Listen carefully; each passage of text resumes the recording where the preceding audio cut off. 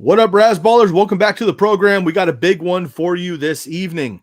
We got a lot to cover here. It is election night in America. We are getting down on our Week 10 waiver ads. We got the NFL trade deadline, and we have trade targets for you in Week 10 as well. A lot to cover on the Razzball Fantasy Football YouTube show right now.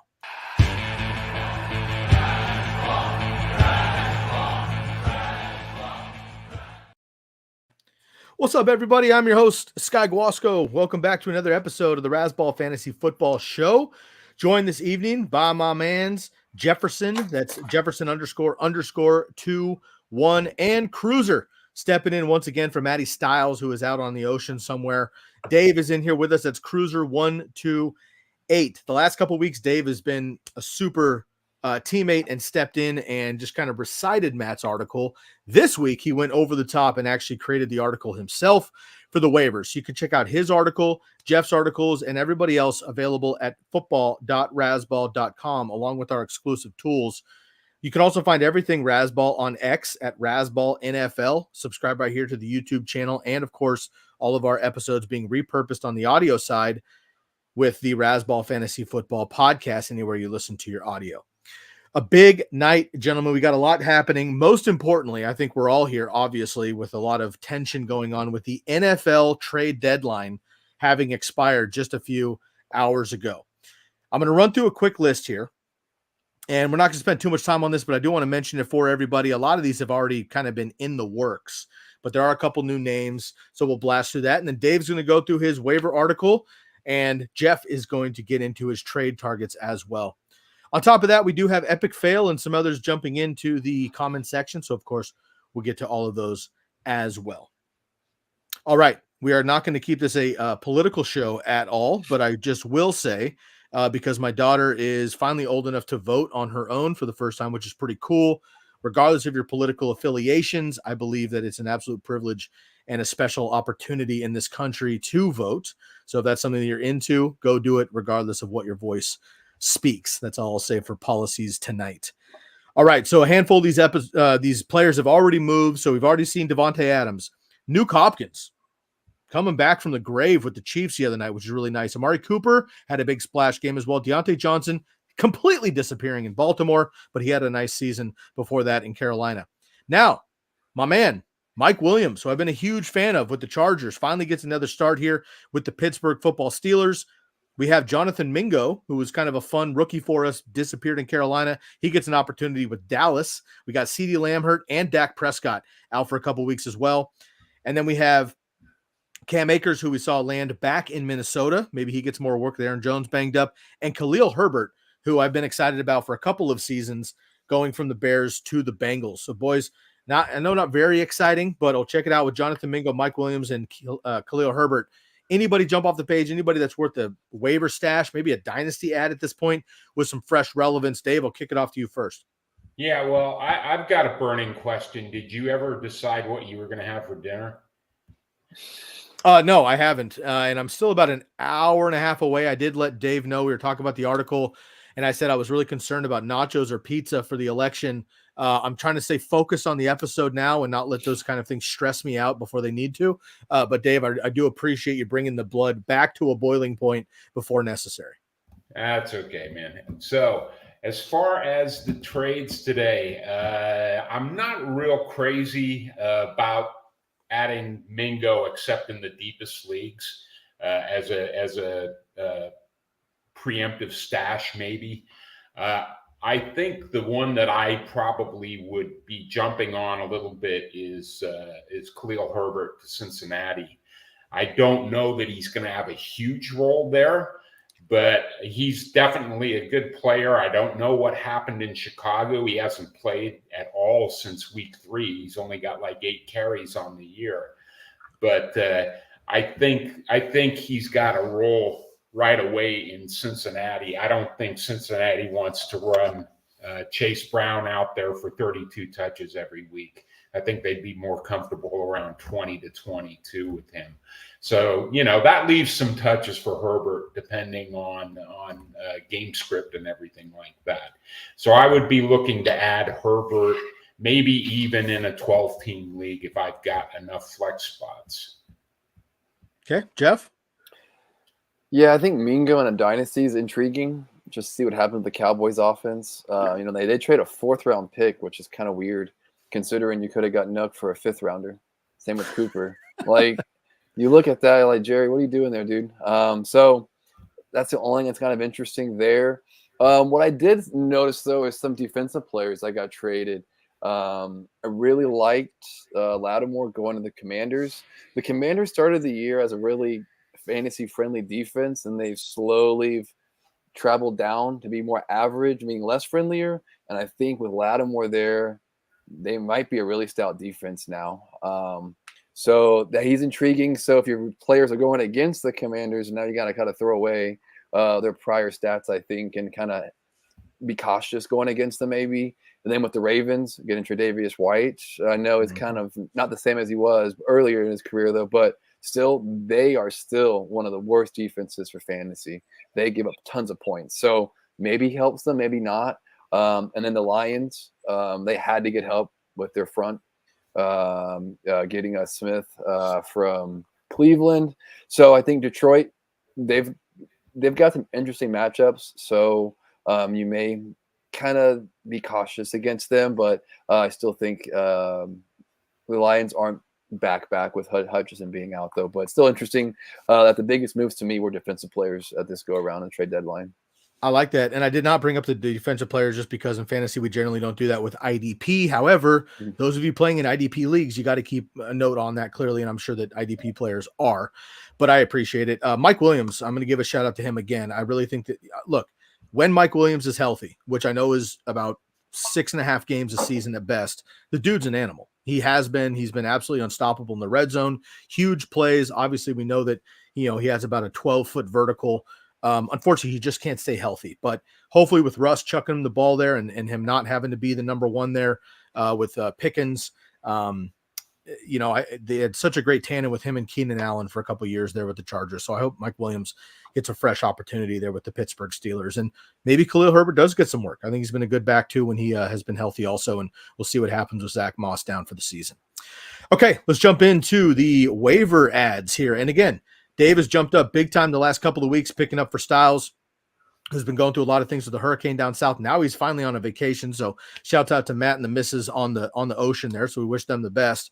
But Dave has been reciting the article for Matt. Now he's just taking it on entirely. So Dave, this whole thing is yours, my man. I'm going to turn over the clock. You know how we roll at this point. I want your number one waiver ad at all positions, and then give me the highlights for everybody else. We'll turn it over to you for a handful of minutes.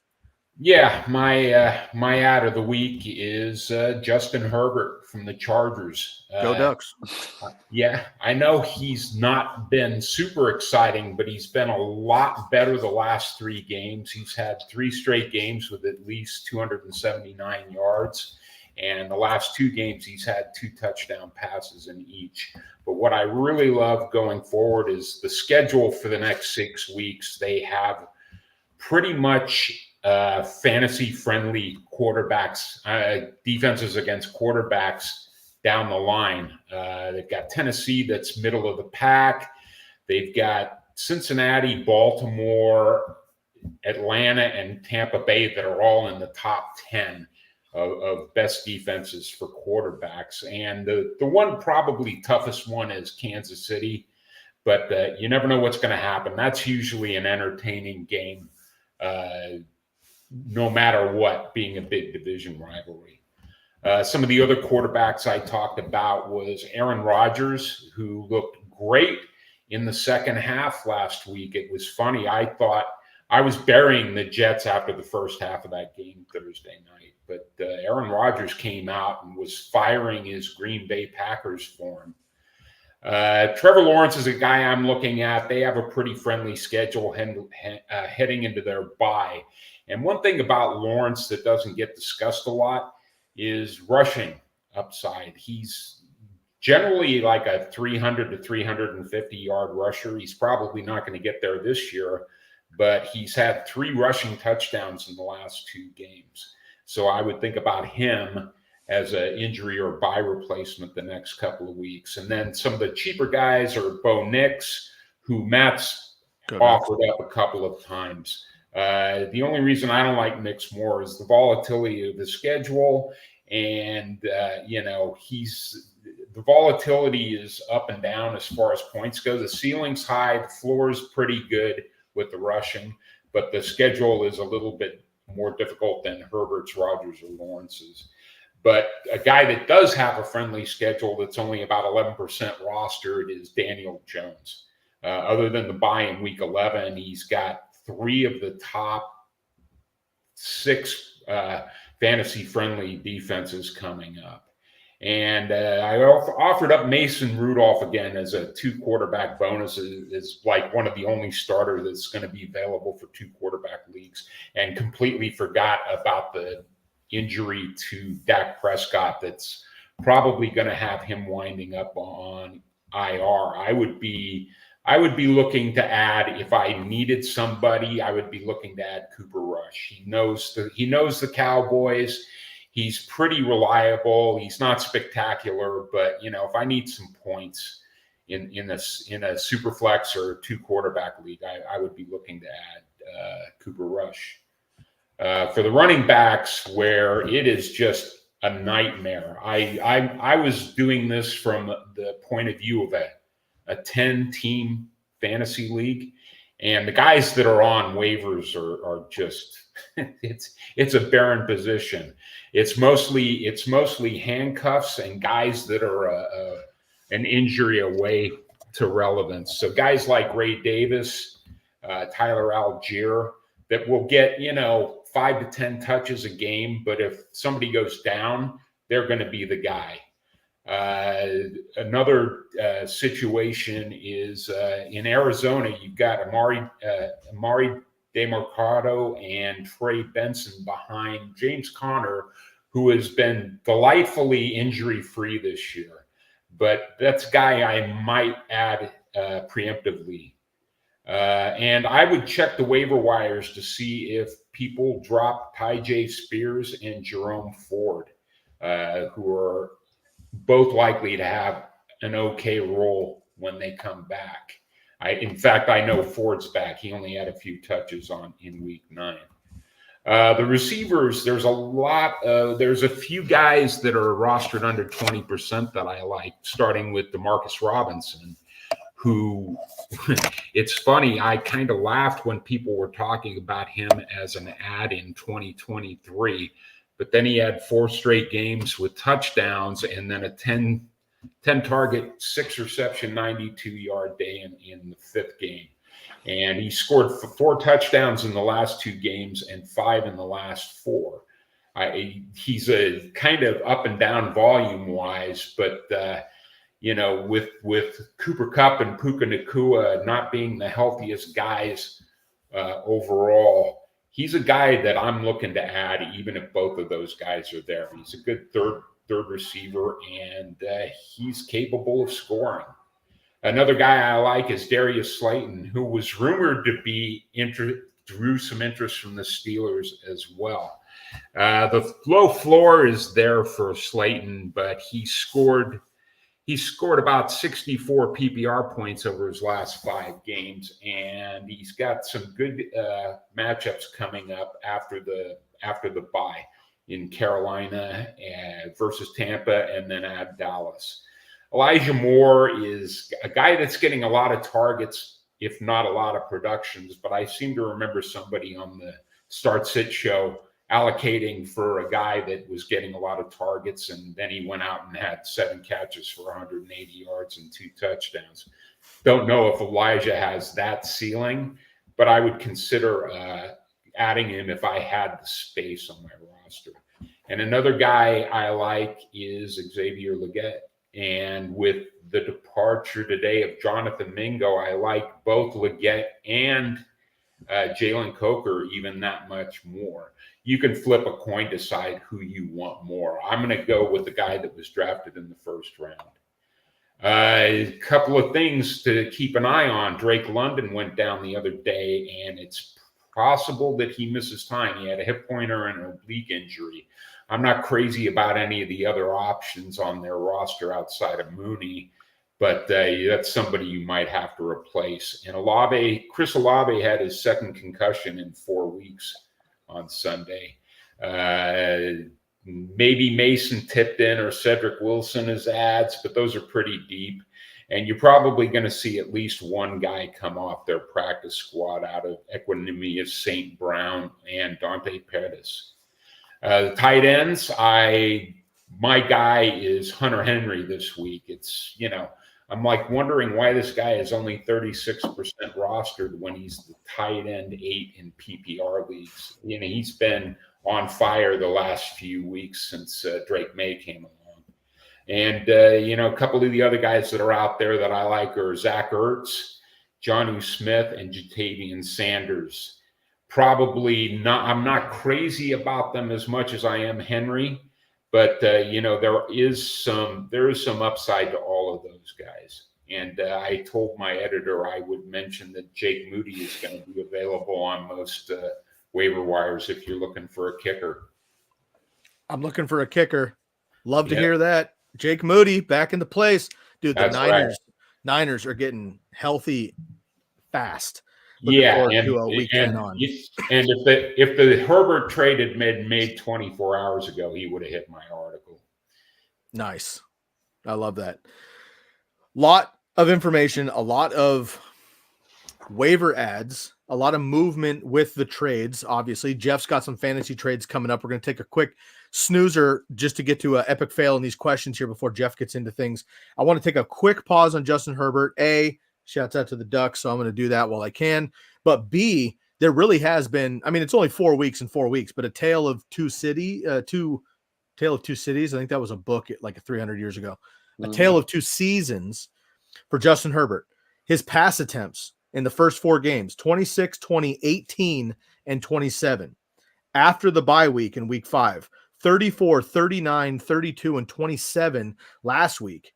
But he's got 349. He's got multiple touchdowns in the last 2 games when they'll have multiple touchdowns in one of the first 4. Hasn't thrown a pick since week 2 versus Carolina. Yeah. And he's been a top 15 quarterback in the last 3 weeks. He was not a top 20 quarterback in the first 5 of the 6. So the offense in general has just gotten better. And they're playing better defenses. Denver, Arizona is not great.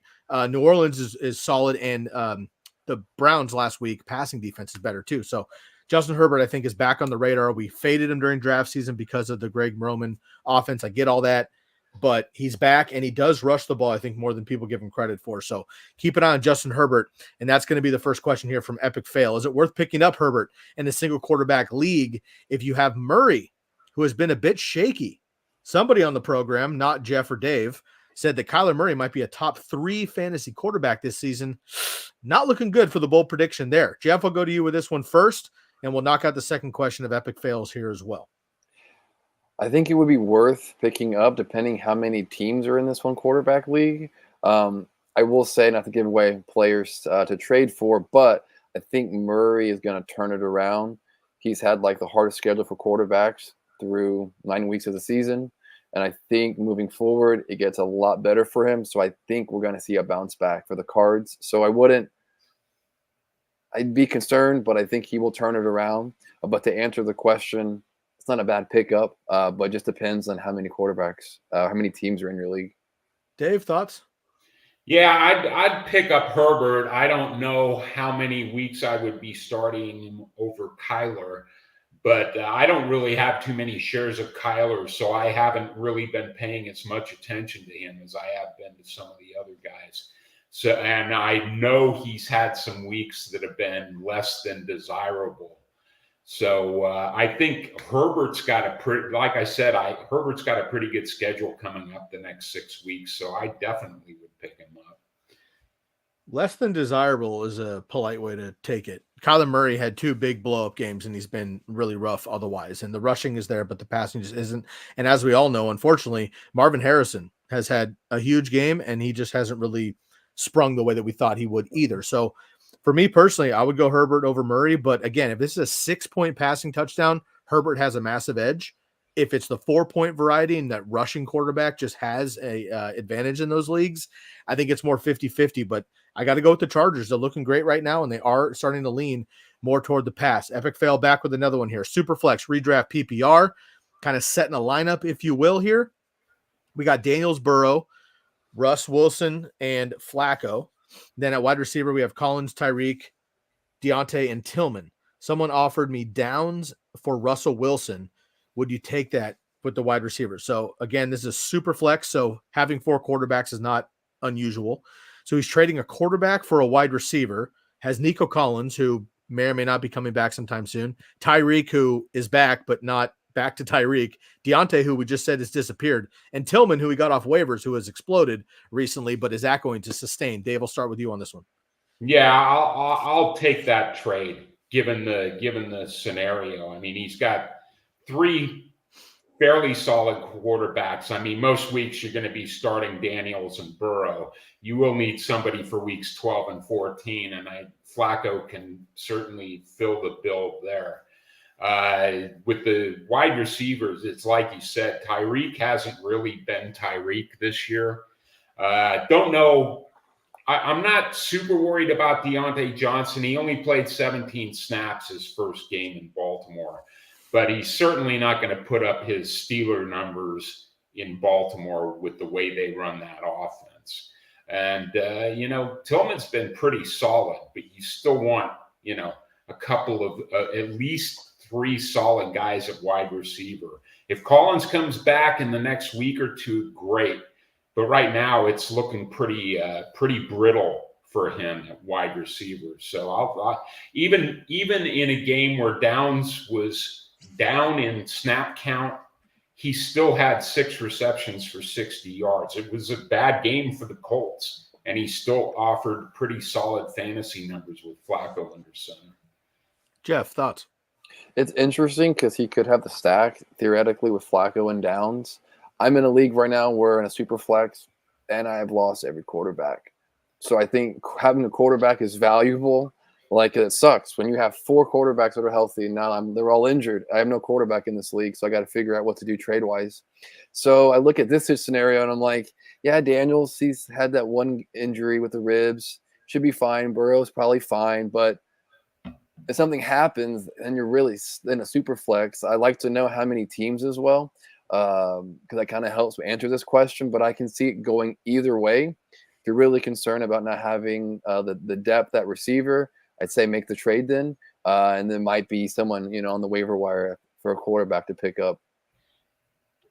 In fantasy, the ranking would be fantasy points.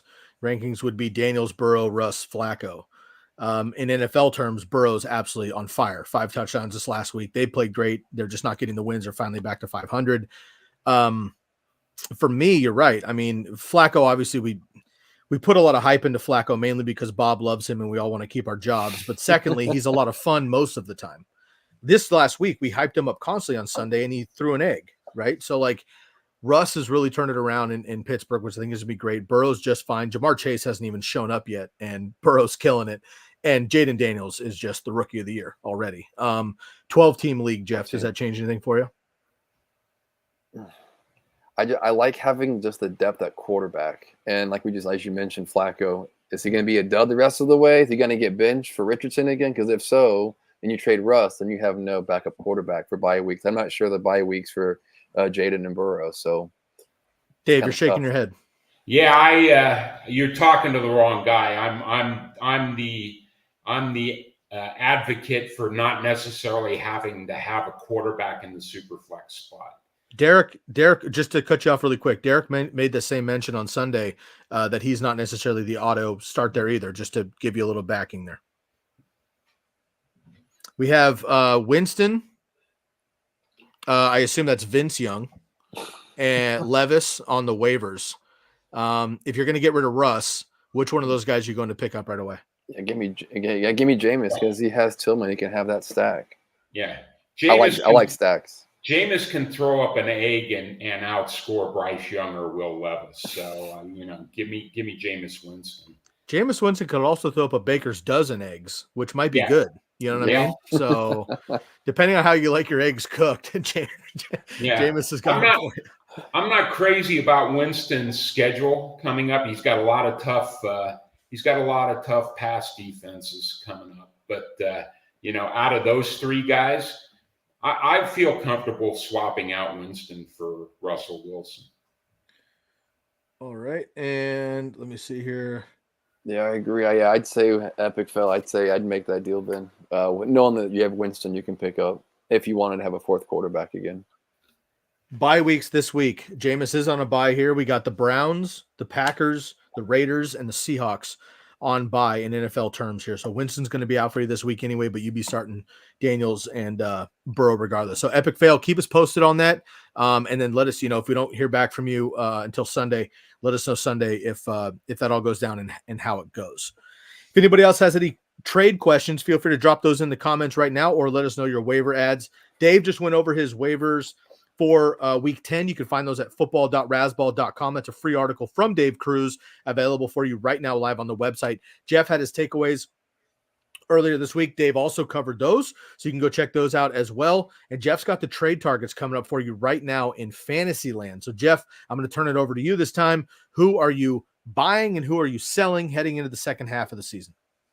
So I'm going for these four players are guys you're going to want to add for right now, and I'll get to some sales as well. But for right now, at this point of the league, in your league, you're trying to win now and make the playoffs. And so I looked at some players who one are kind of probably a little higher ticket price, and then one are lower price. But for the higher price receiver, the guy to go get is George Pickens right now. He's coming off his bye, so you don't have to worry about that moving forward. And I actually like that they added Mike Williams. That should help allow him to see some more one-on-one coverages and do some more things with Russ. But in the 2 starts with Wilson, got his first touchdown, went over 100 yards, had 75 yards, and had 2 TDs called back. So he theoretically should have had 3 touchdowns in those 2 games. So you like that. Over 200 air yards in 2 games, 20 yards a catch for the stats. But moving forward, the Steelers have the fourth most favorable schedule rest of the way, which includes 2 games against the Ravens, which those are going to be, I think, high-scoring affairs because both teams are looking for the playoffs. So I want to add players that have something to play for down the stretch of the season, heading into the fantasy playoffs as well, because they're more likely to play the whole game and play harder. And that sounds crazy though, but I like having those kind of guys. And I think, he's a high WR2, but I think he could end up being a WR1 with Russ rest of the way. So he's a guy to go after. If you had to trade a player away, again, just hear me out. I think J.K. Dobbins is the guy you could sell high on right now and try to get Pickens because I like the Chargers. I just don't know. Because early in that game, Dobbins didn't look so hot. He wasn't getting the touches. Vidal was getting some carries. And so I just think that Pickens moving forward is just a guy you're going to want to have on your roster towards the stretch of the season. And for another receiver that may not be as high of a ticket price, so to speak, on acquiring him, but I think Rome Odunze.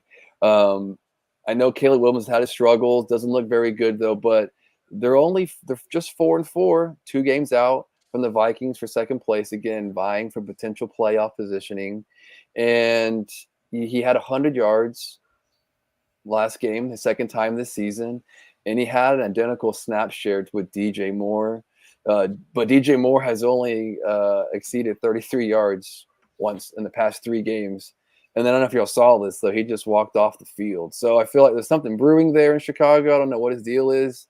He's kind of getting the target, DJ Moore, but it looks like Odunze is kind of breaking out. And we've always kind of said these rookie players kind of boom the second half of the season. And I think Odunze has that trajectory. What I do like as well is that the Bears have the best schedule against receivers. So I think he's going to exceed expectations right now. And you might be able, to get him maybe at a lower cost before he breaks out really, and you can reap those benefits as well. Looking at some running backs again, I'm trying to look at players that have a good second half schedule and that are getting the work. And this next guy, I think, is James Conner. I think he's a great buy low right now. He's RB23 over the last 4 weeks. But in those 4 weeks, though, he says roughly had 20 touches a game with 100 yards, all-purpose yards, but he's only had 1 TD, which is kind of hindering his fantasy points, which is why I think he's at RB23. When you look ahead, he's got a top 10 schedule for running backs. And as I mentioned earlier, what I alluded to earlier with Kyler Murray, is that their whole offense is going to face a better schedule. So the running backs are the receivers have better matchups, the tight ends, and so does Kyler Murray. So I think with the whole entire roster of the Cardinals, they've had a very tough first half. It's going to be a better second half, so you can buy him now. And I think he's going to have an increase in touchdown equity as well due to this schedule, which is just going to increase his fantasy points output. When I look at our friendly tool at Razzball, the touchdown receiving sharing tool, he should have 10% more touchdowns through 8 games this season, which he's only had 4 rushing this season. So maybe he should have 1, maybe 2 more touchdowns if things break his way. So I think he's going to have a big second half along with the Cardinals. So I think go out and go get him. And then just to secure the deal for you, if you are able to get him, go ahead and pick up Benson as a handcuff, because I think he's looking good as well. And you can just secure that backfield in Arizona, and you'll reap the rewards there.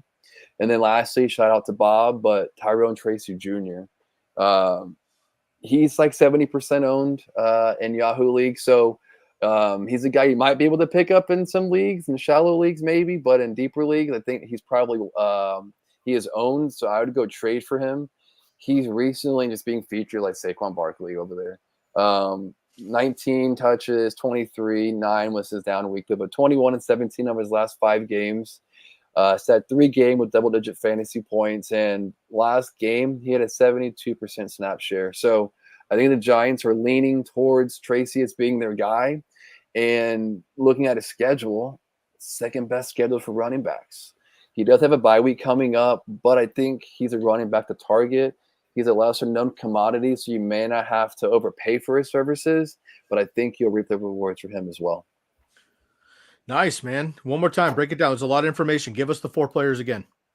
So these are just 4 players to go get. It would be first George Pickens, Rome Odunze, and then James Conner and Tyrone Tracy Jr.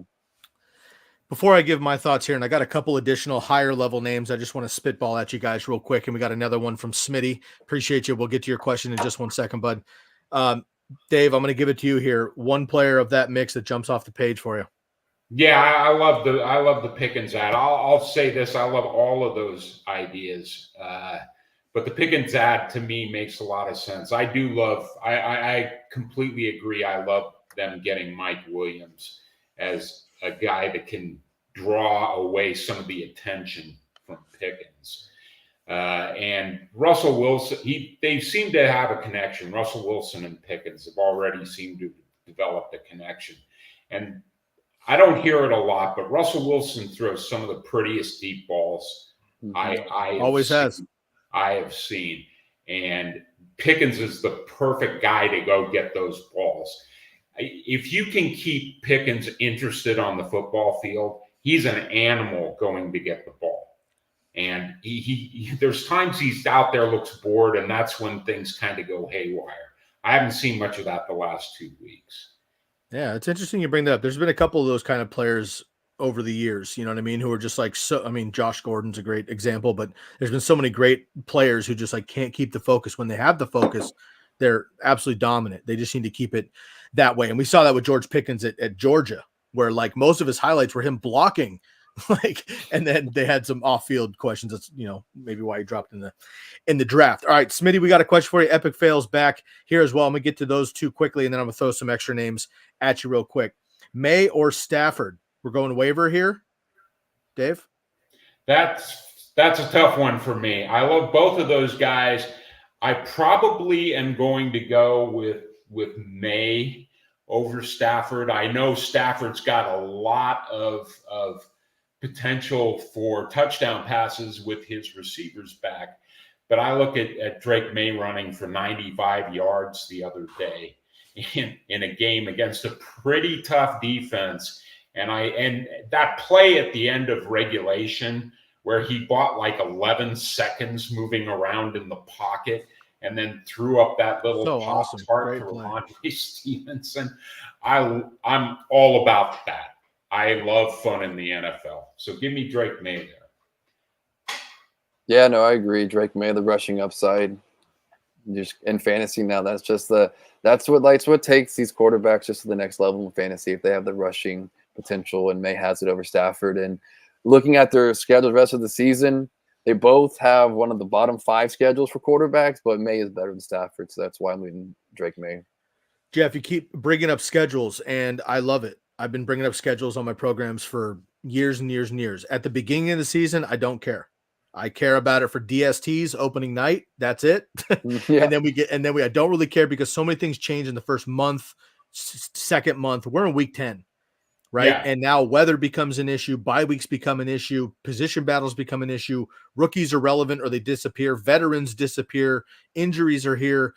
Guys develop. I mean, there's so many things now that at this point of the season, the second half of the season, I can't put enough emphasis on scheduling. Now, let's not get too crazy because a lot of people like to go from week 10 to week 15 into our fantasy playoffs.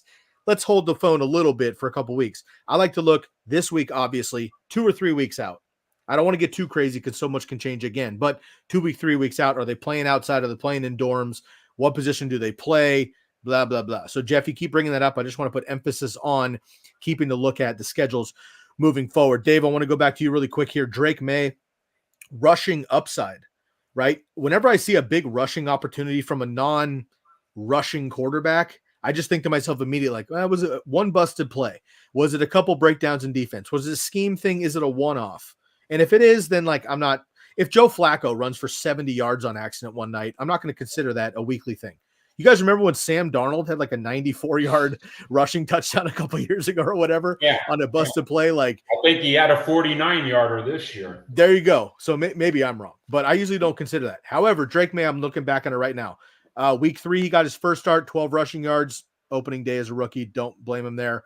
And then week 6, 38 rushing yards, 18 rushing yards versus the Jags, 46 2 weeks ago versus the Jets, a solid, formidable defense, and then 95 again on the ground here. So is he going to rush for 50 plus every week? Probably not, but the upside's there. And another guy, shout out to the Ducks, the best rushing quarterback arguably in the NFL outside of Lamar Jackson right now and Jaden Daniels is Bo Nix. Bo Nix. And that's not being biased. I mean, he is straight up 60 yards a game. Right. So I see him on my little ticker. I'm like, he's not really throwing for passes. Where are the points coming from? 5 yards here, 10 yards there, 12 yards there, first down there, rushing touchdown. Touchdown, yep. Those really hide, right? Guys like Daniel Jones keep being relevant for some reason in fantasy because they run the ball. So anybody that has running and passing opportunity, let's get it going here. Cam Newton was the number 1 quarterback in fantasy for a decade, not for his arm. So keep an eye on that. All right, Epic Fail is back. Also, Smitty, appreciate it, brother. Go Ducks. Well done. Epic Fail, would you rather add Davis or Herbert? Davis or Herbert, half PPR, add Ertz or Taysom Hill? So I assume this is Ray Davis and Khalil Herbert, or who is this? I would think Ray Davis for it. It looks like a running back question. Ray Davis, Khalil Herbert, maybe. I'm probably going with Herbert over Davis, but I wouldn't mind having either one of them. I don't know anything about Herbert going into Cincinnati. I just have a feeling that he's got 10 touch a week appeal there, 5 to 10 touches a week. Davis is great. He busted an excellent play on Sunday. He gets chances and he makes things happen. I just don't know that he's going to get that many chances. I probably right now I'd go a little bit with the unknown here with Herbert. I think they targeted Herbert to bring him in and use him. As far as half PPR, Ertz or Taysom Hill, I would go with Ertz, but I will say that Taysom Hill's got an insane ceiling, but he's also got a very low floor. Jeff. Yeah, I'm going to go Taysom Hill for the tight end question. The Saints have nobody healthy right now outside of Kamara, so someone's got to do something on the outside or tight end or running. Who knows where they're going to line them up, but I'll take Hill there. And then, again, I'm going to go with Dave. I'm going to go Herbert.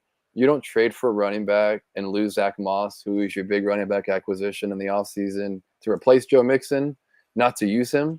So I think he will see some meaningful touches because I probably want to keep Chase Brown healthy. Boy, I'm going to play devil's advocate just because it leads into the trades here. So Jeff already threw out his trades, and Dave's got the waiver ad. So these guys are focused on that this week. I just threw out some extra names here that I want to put higher level. So these are maybe more difficult players to move, to gather, or to sell. Maybe they're bigger names, so there's going to be a lot more weight on these trades. But they're players I think that can really move the needle for you heading into the second half for various reasons. Ray Davis is not a big name on this list necessarily, but he's the guy we're talking about. He's actually a buy for me. We've seen James Cook miss some time. When he misses some time, Ray Davis is Ty Johnson should not be on the field if Ray Davis is out there, right? Like, I mean, this kid is just electric. He's running hard. He can catch the ball. He did really well on national TV, which obviously helps the bias, but he's just been playing very well with limited opportunity.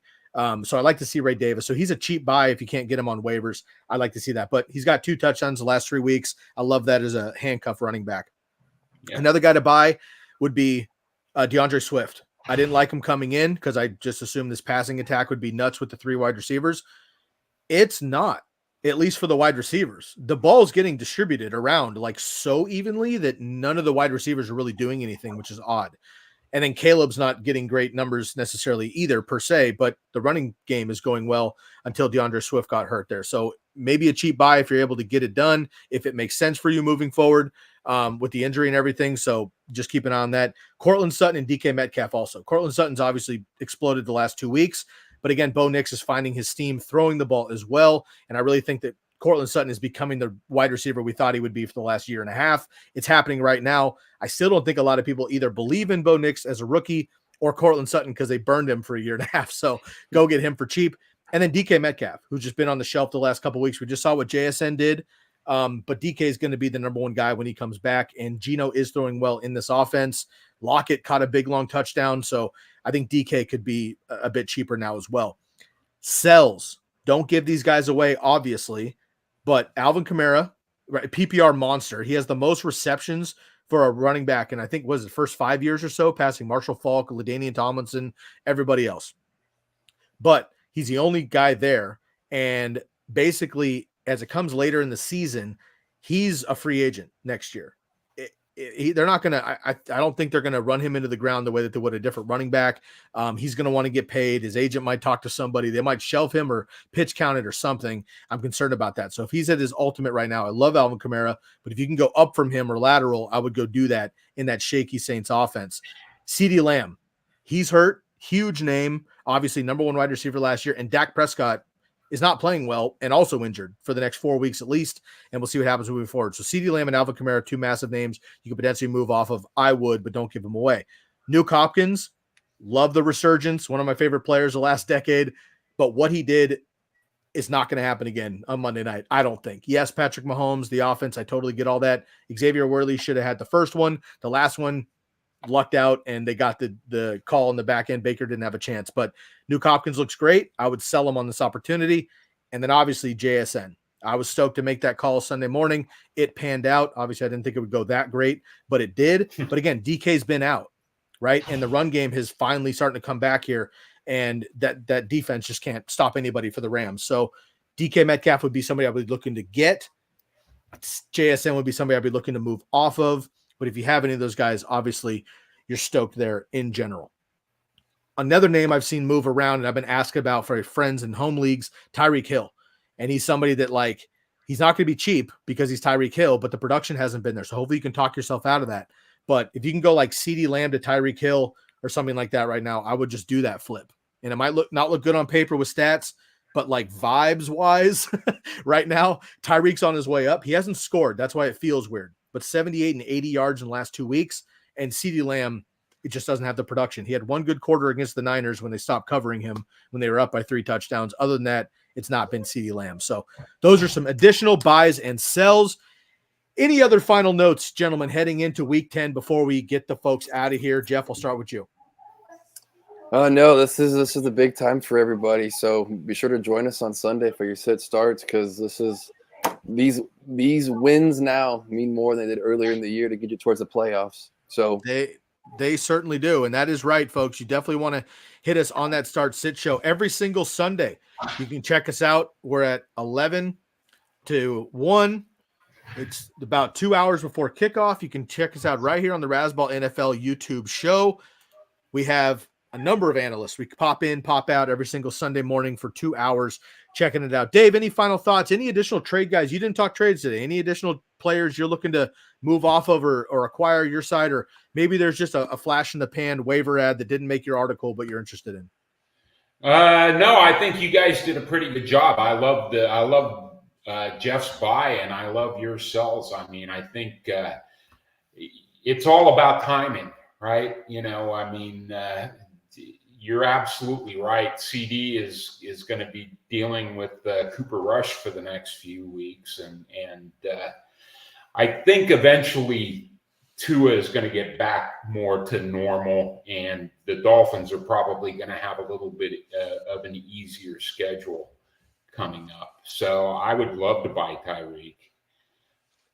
Love it. Two comments on that. We're halfway through the season now, so the NFL season anyway. More than that for fantasy, but. I agree. 2 comments on that before we get out of here. Shouts out to Cooper Rush and the Ginger family. And then additionally, Tua is not going to play in Buffalo unless they make the playoffs again this year. And they're not going to play the Bills. So they've roughed him up. There are certain teams, especially in that division. Belichick owned him, right? I mean, there's just certain matchups and things. I talked about this Sunday morning. And I told you guys in the Guillotine League, I said I was benching Tyreek Hill for Josh Downs. Right. And that didn't really go nuts for Josh Downs or whatever, but benching Tyreek Hill did not burn me in that league. I also started Bo Nix over Jared Goff, and that helped tremendously, actually. Yeah. So the day of, it took some stones to make those moves, but you just got to play the atmosphere. You got to play the weather, right? Cold in Buffalo, like opponent, great defense versus a summer team going up to the winter squad. And then you have an indoor quarterback in Jared Goff, who's incredible in a dome, playing outdoor in the sleet. I don't like that either. You got to play the numbers. Yeah. Talk about guys I'd be looking to sell. Jared Goff is right up at the top of the list. He basically, the Detroit Lions have turned into a total running team. He's not getting any stats at all. Which happened last year, right? That's the identity of the team they want to be, right? Yeah. Jahmyr Gibbs got a little bit banged up. They were playing well inside. They were doing some shootouts. And then when they're inside, Goff can throw whatever he wants. And they just played their first outdoor game in week 10, folks, right? Crazy. So like they have an insane, opportunity to play indoors with them in Minnesota in that division. So we'll see. But the NFC North, as of this week, I believe every team is in the playoffs if the league ended this week, which is pretty incredible. Okay. Any final thoughts? We'll go around one more time. We'll get out of here. Jeff, we'll start with you. Just my Jags are a mess. I was going to ride as Brian Thomas as a buy, but then the more I looked at it, I think he's a sell as well. I think just the Jags are just guys you don't want on your roster right now outside of Evan Ingram. Okay. Dave, before I get to you, Jeff, I asked this question the other day. You were not on the panel, so I'll ask you. You're starting a team right now, top wide receiver. Do you want Keenan McCardell or Jimmy Smith? Give me Jimmy. Ooh, nice. Dave, any final thoughts before we get out of here? Yeah, we talked about both of these guys on the show, and I want to shout out Marvin Harrison Jr. and Chris Olave for being ass most of the last 4 weeks, except for the week I recommended sitting them. So we know how this works. Dave, I'll be back at it tomorrow trying to bang out another column. Dave, the consistency is what we're looking for, which is great. Right? I mean, like rights and wrongs don't matter in fantasy. It's consistency. I did throw out Mario Mendoza on one either in the chat room or on a text earlier today. So yeah, batting 200. That's what we're looking up at. No, hey man, these days in the MLB, 200s. I mean, that's borderline all-star. It's pathetic. Didn't the Mariners hit like 218 for the season? I don't want Styles hearing about the Mariners hitting 200. We're not going to get him back off the cruise. So let's keep him on the boat, bring him back safely. We do still have the over on the drink package at 850. So we'll see how that works out when he gets back. But it's been an absolute blast. It's a long one in the tooth tonight, folks. We're trying to avoid the election, but it is that time. We appreciate everybody. Be good to yourself. Be good to your neighbor. We're all just trying to live our lives, love each other, and love yourself.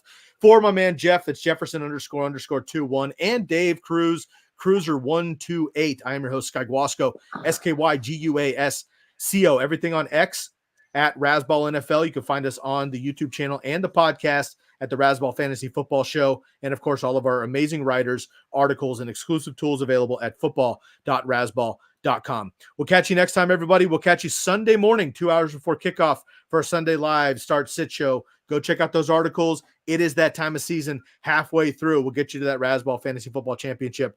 For Jeff and Dave, I'm Sky. We are out of here.